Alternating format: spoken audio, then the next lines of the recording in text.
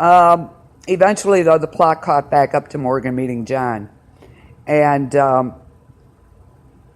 had Morgan seen a woman with a fancy gun like John's? And if he did, does that mean the woman John loved was Madison? Apparently, in season 3, Jeremiah gave Nick a gun like that. Ooh, okay. No, Morgan hadn't seen any woman, much less one with a fancy gun. And of course, but given Morgan's mantra, he skedaddled after his companion was snoring. And of course, boom, ran afoul of some bad guys, led by a dude named Leland. There we go, Leland.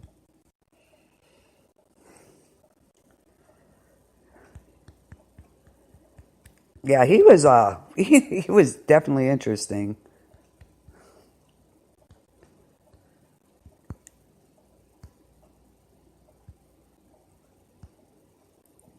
Um, yeah, good old Leland.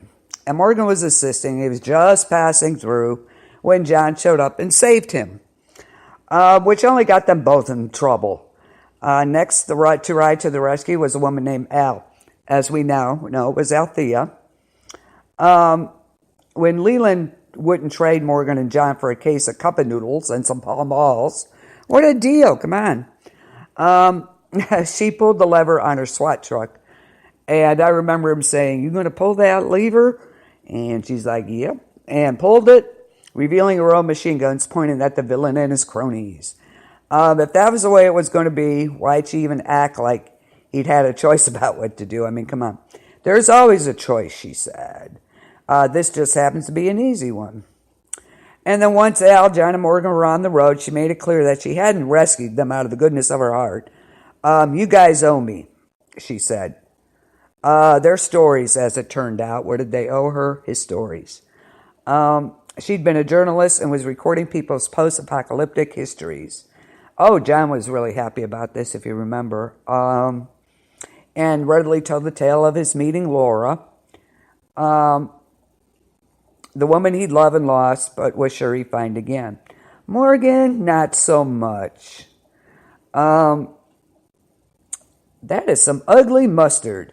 As Morgan began to make tracks away from his new acquaintances, John chased after him a much-needed present. Socks! There you go.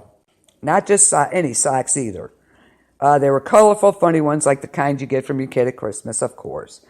But before you could say who could possibly have seen that coming, Leland had a gun trained on Al and was demanding her weaponized truck. Leaping into action, Morgan and John helped return her favor by saving her from the villain and his goons. And true to form, Morgan refused to kill and was shot in the leg and damn near bitten by walkers as a payback. Once the trio were safely back on the road, the villains were reduced to walker chow, of course. Morgan asked what the 51 flag Leland's goon had used as a weapon meant. Al didn't know. She'd seen the markers here and there, but never had anyone to ask but the dead. John called them the past, he chimed in. Walkers, added Morgan, warming enough to Al to consent to be interviewed. It was no Barbara Walters special, of course. He discussed briefly where he'd come from. He refused to say why exactly he'd left behind the good people he'd been with. Turning the tables, he asked how she got the SWAT van and why she was recording these interviews. And before he took off again, she made a last plea. Tell me one real thing and we'll call it even. She said, even though technically they were probably even when Morgan and John saved her, I lose people, Morgan answered, and then I lose myself. That was I thought that was a very epic line for him. I lose good people, and then I lose myself. So off Morgan went, of course. He's hobbling down the road, on a shot-up leg. We're waiting for this will go well, just waiting to happen. And in the distance, he sees a walker with Jesus' hairdo, if not Jesus' hair's body or silky shine. By chasing after the walker, Morgan did what people with injured legs so often do. He fell. As other walkers heard the dinner bell ring and approached Morgan, John saved his friend again and helped him catch up to the mystery walker. When the walker at last turned around, it was, we were to presume, that injured guy from the station wagon. That's who I thought it was anyway. And Morgan reluctantly rejoined John and Al, but only, of course, till his leg was healed. And he hastened to add, down the highway, they came across a young woman who appeared to be injured. Alicia. There are bad people here, she said, rocking a half-crazed look, and as Nick, Luciana, and Strand emerged from hiding, guns drawn, apparently she was one of them. So, what's your first impression of the new Fear the Walking Dead and its cast additions? What did you think? Are you liking it? What do you think of Morgan in this environment? I would give it a very good. I thought it was, I like the time jump. I like how Morgan got to where he's at. You know, he did go, and he traveled and traveled. So let me know what's your first impression of Fear, the first episode of the crossover. What did you think of it? And then we'll get into the second episode, Another Day in the Diamond. I really liked the crossover. I was surprised it was Morgan at first. Hi,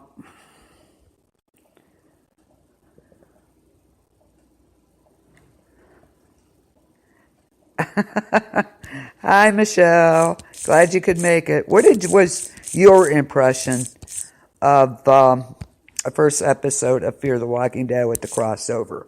What was your impression of it?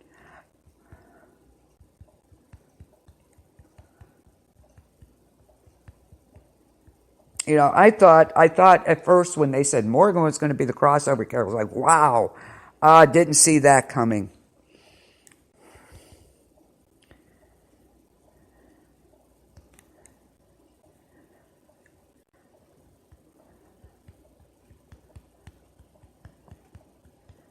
I thought he did. It was really good. I was really expecting Enid or somebody like that. Early Abe, oh, that would have been good, wouldn't it? But it was a time jump for Fear, not for back jump. That would have, yeah, you know what? The crossover, yeah, was really good. That would have been, yeah, Abraham would have been really good. Dory, just like the fish, only with an I-E, not a Y. Gotta love it.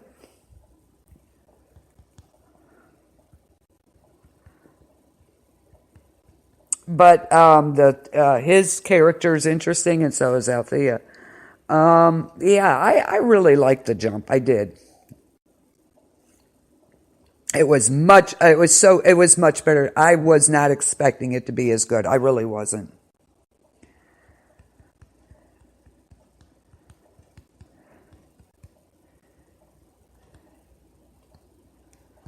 Hi, Bill. Long time no see. How you doing?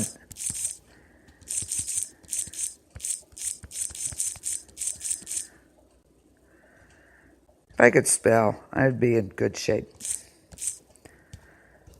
Good to see you.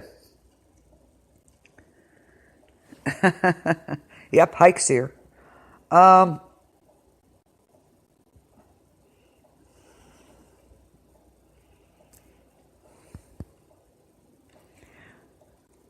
You don't watch The Walking Dead, okay. Yeah, Fear, it was definitely interesting. I'm going to have to go back and watch season 3. On Rick's advice, he said they really stepped up their game because I stopped watching it. I'm glad you did stop by. Thank you.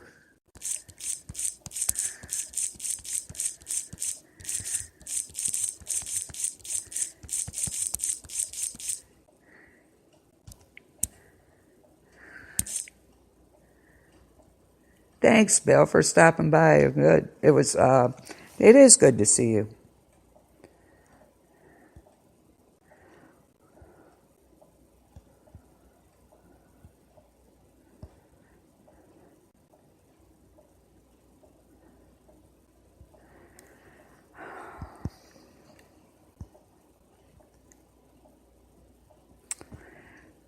Okay. So yeah, my first impression was, wow. I loved the crossover. I thought they did it. It was very well done. And the way they had Morgan, it was like right from the end of the season, right into it. Yeah, Madison can go. Yes, please. Yeah, we'll see what happens here. So far, so good. I don't know if I hope it continues. Of course, like you're not real fan to Morgans, are you?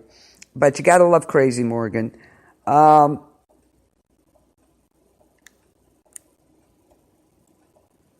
mean, if it wasn't for Morgan losing it, it probably wouldn't. I don't know. Reasonable Morgan probably wouldn't be as good. I don't know if it would be or not. But the way it is, the way they have it set up, it is really good.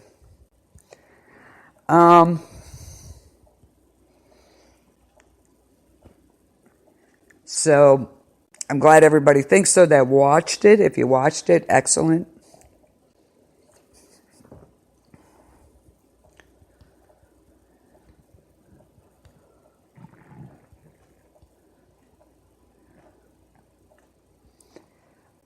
Again, episode 2, we're going to start talking about this ninja. Oh, you're working? We're working. Steven's working. Yeah, I haven't seen Steven in a while. Wondering what he was up to.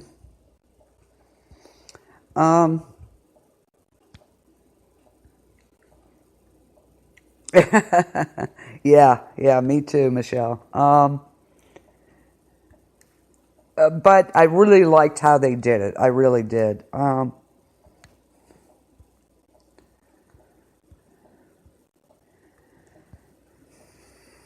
Oh, you're working too, Michelle? Oh, my goodness. I'm glad. I'm done for the night. I know you don't, Ike.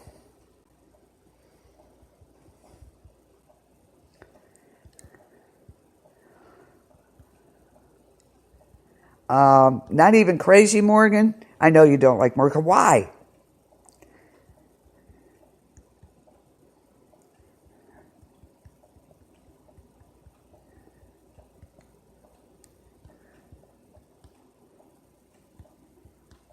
Why don't you like him? What is why don't you like Morgan?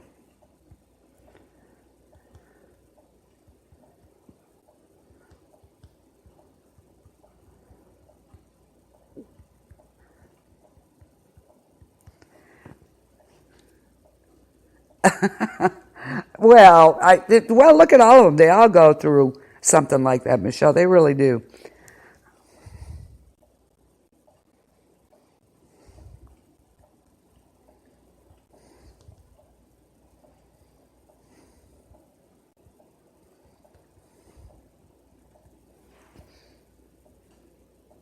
Oh, because he's Rick's friend? You don't like him? Really?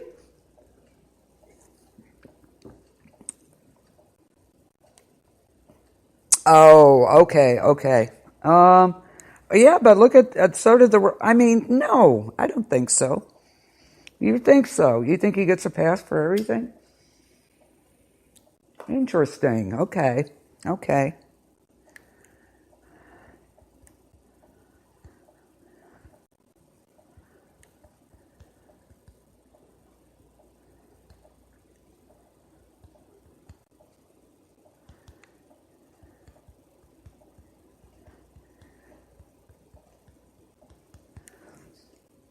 I think so too, Michelle. He is.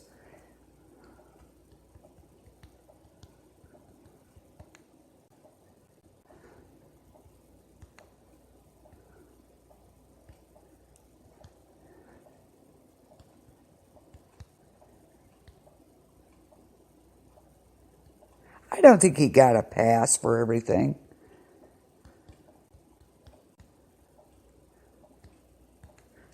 I don't think so.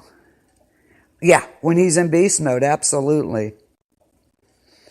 Sure he is. He saved him at the beginning. How could he not be?